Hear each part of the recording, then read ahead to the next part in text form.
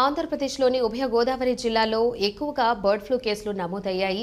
శీతాకాలంలో తక్కువ ఉష్ణోగ్రత సమయంలో ఈ వ్యాధి ప్రబలుతుందని, విదేశాల నుంచి వచ్చే వలస పక్షుల వల్ల ఈ వ్యాధి సోకుతోందని, వాటి రెక్కలు ఊడి కింద నీళ్లలో పడి ఆ నీళ్లను కోళ్లు తాగటం వల్ల ఈ వ్యాధి అధికమవుతుందని SV veterinary university in charge register CH Srilatha తెలిపారు. గురువారం ఏర్పాటు చేసిన విలేకరుల సమావేశంలో ఆమె మాట్లాడారు. ఈ బర్డ్ ఫ్లూ అనేది ఏవియన్ ఇన్ఫ్లుయెంజా వైరస్ మూలన సోకుతుంది. ఎస్పెషల్లీ శీతాకాలంలో తక్కువ ఉష్ణోగ్రత ఉన్నప్పుడు ఈ వ్యాధి ఎక్కువగా ప్రబలుతుంది. సో ఇది H5N1 అనే వైరస్ ద్వారా జరుగుతుంది.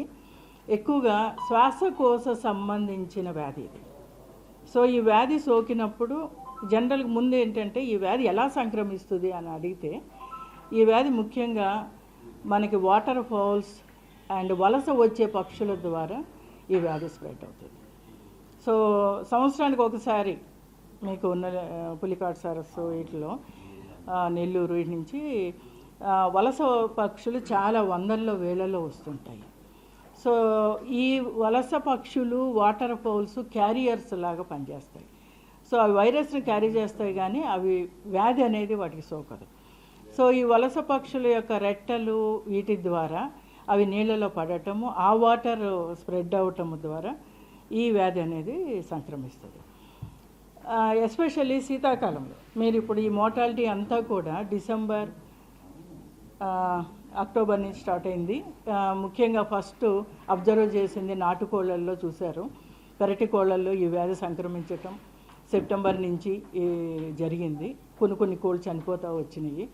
జనవరి నుంచి ఈ వ్యాధి ఇంకొంచెం ఎక్కువగా స్ప్రెడ్ అయింది.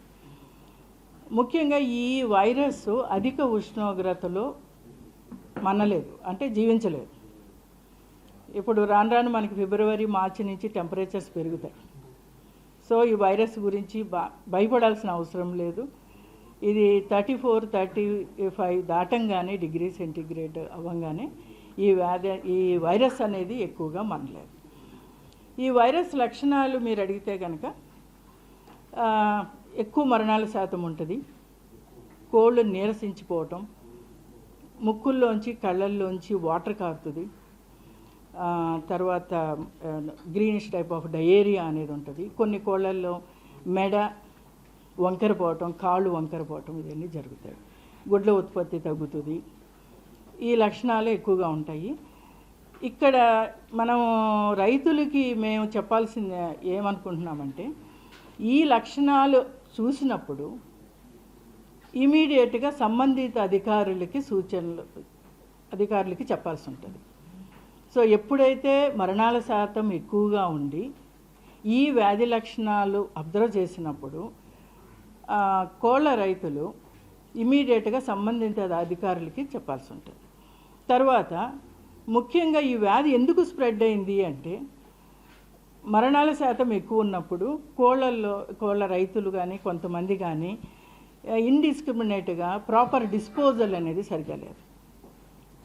ఈ బర్డ్స్ని సరిగ్గా డిస్పోజ్ చేయనప్పుడు ఎక్కడ పడితే అక్కడ పారేసినప్పుడు ఈ ముక్కుల్లోంచి కారే ద్రవాల ద్వారా, కళ్ళ నుంచి కారే ద్రవాల ద్వారా తొందరగా స్ప్రెడ్ అవుతుంది వైరస్.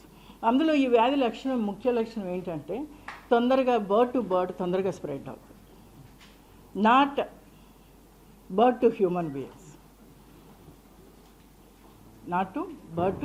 బీయింగ్స్.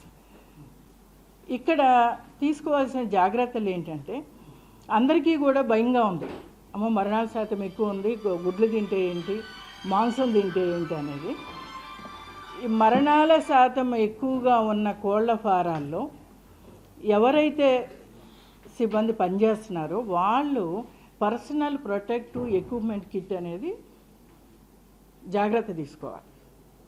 అలాగే మనుషులు కానీ వాహనాలు కానీ మూమెంట్ అనేది తగ్గాలి. ఇండిస్క్రిమినేట్గా మూమెంట్ లేకుండా మనుషులు, వాహనాలు ఇక్కడి నుంచి అక్కడికి వెళ్ళటం, ఆ ఫామ్ నుంచి ఈ ఫామ్కి వెళ్ళటం అనేది లేకుండా ఈ వాహనాల రాకపోకలు, మనుషుల రాకపోకలు ఇవన్నీ కూడా మినిమైజ్ చేయాలి. తర్వాత ప్రాపర్ డిజిన్ఫెక్టేషన్ అనేది ఇంపార్టెంట్. ఎప్పుడైతే ఈ వ్యాధి సోకిందో మనం కనుక ప్రాపర్గా డిజిన్ఫెక్టెంట్స్, వాటర్ బాత్స్ పొటాషియం పర్మాంగనేట్ కానీ ఫార్మాల్డిహైడ్ సొల్యూషన్స్ కానీ మీరు గనక వాహనాలు శుభ్రం చేయటంలో కానీ ఫుట్పాత్లో కానీ మీరు వాడినట్టయితే దీని గురించి మనం అంత భయపడాల్సిన అవసరం అయితే లేదు.